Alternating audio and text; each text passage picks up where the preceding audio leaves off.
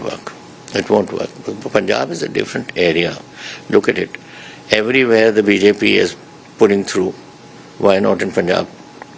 पिछली इलेक्शन देख लो, इलेक्शन सारी देख लो, कितनी सीटें आई, कुछ भी नहीं, hardly anything. तो क्या रीजन है? Sorry? What is the reason?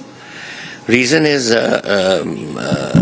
you don't consult people who have been in the field and who know what to say.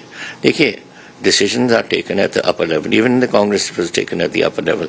लेकिन पूछते हमें थे जो. Everyone was asked. Every MLA was asked his views. MPs were asked their views. हम सबको देते थे. यहाँ तो I don't think anyone has asked. Do you miss Congress for that reason? Me miss?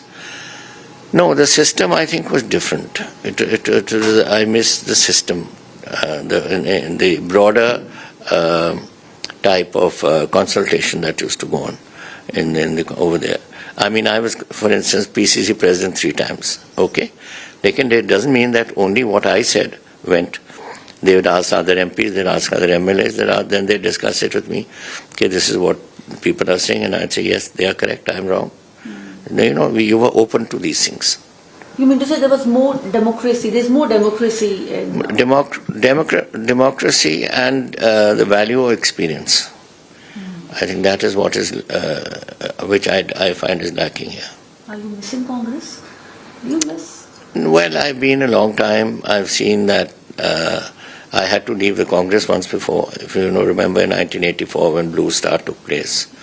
So I spent 10 years out, but I felt that Akali Dal I couldn't function with, because we are brought up on a nationalistic sort of a basis, my family and me and all.